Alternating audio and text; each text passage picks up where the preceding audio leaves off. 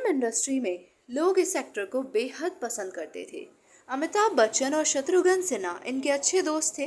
कहते हैं हेमा मालिनी को बहुत पसंद करते थे ये, लेकिन उनकी शादी धर्मेंद्र से हो गई।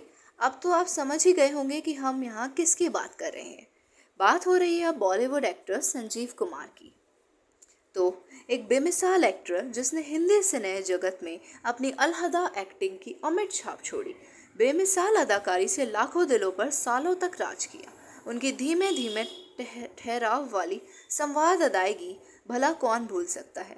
नौकर, नमकीन, आंधी, चरित्रहीन, नया दिन नई रात जैसी कई सुपरहिट फिल्म में ये नजर आ चुके थे। इस एक्टर ने बेस्ट एक्टर का film fair award, national film award के अलावा बेस्ट सपोर्टिंग एक्टर का अवार्ड हासिल किया। क्या आप यकीन कर पाएंगे कि इस एक्टर ने लाखों करोड़ों कमाए, लेकिन उसके बाद भी अपना आशियाना कभी नहीं बना सके। फिल्म इंडस्ट्री में लोग इस एक्टर को बेहद पसंद करते थे और संजीव कुमार ने अपने अभिनय सफर की शुरुआत थिएटर से की थी।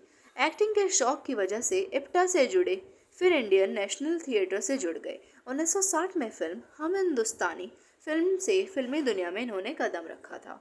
इसके बाद कई फिल्मों में काम किया, लेकिन असली पहचान इन्हें मिली थी राजा और रंग से।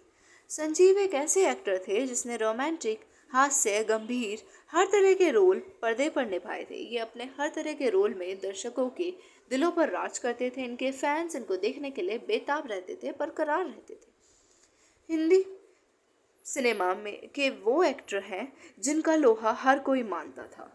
शोले में बिना हाथ वाले ठाकुर का रोल हो या शतरंज के खिलाड़ी में मिर्जा सज्जाद का किरदार, उन्होंने इन किरदारों को बखूबी निभाया और इन किरदारों में इन्होंने जान डाल दी थी। शोले के किरदार के लिए उन्हें आज तक याद किया जाता है। ये कहना अतिशक्ति नहीं होगा कि इस रोल से वह हमेशा के लिए अमर हो गए थे। लेकिन क्यों जिंदगी भर किराए पर रहे संजीव कुमार फिर भी? आपको ये जानकर हैरानी होगी कि लाखों करोड़ों कमाने वाले संजीव कुमार जीवन भर किराए के मकान में रहे थे।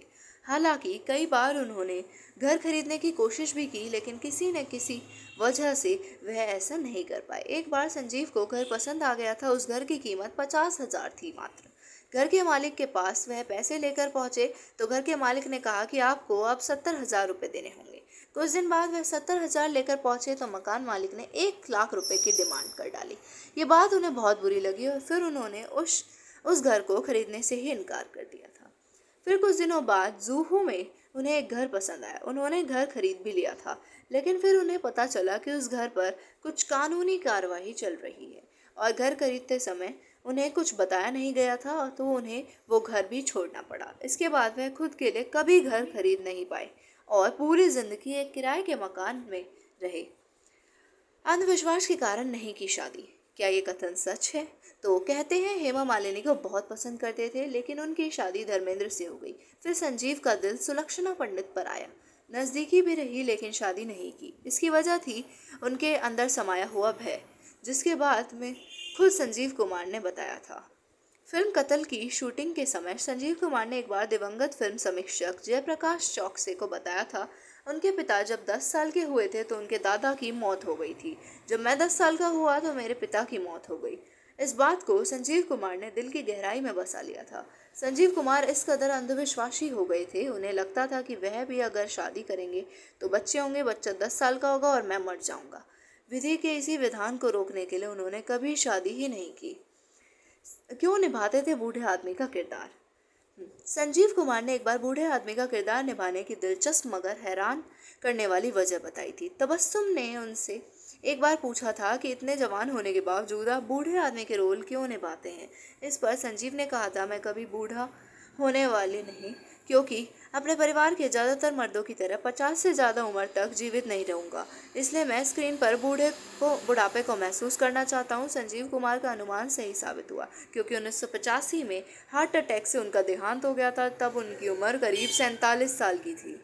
किताब an actor the authorised biography of Sanjeev Kumar लिखने वाले हनीफ जावेरी के अनुसार एक्टर के दादा शिवलाल जरीवाला, जेठालाल जरीवाला, भाई किशोर जरीवाला और निकुल जरीवाला की 50 से कम उम्र में मृत्यु हो गई थी।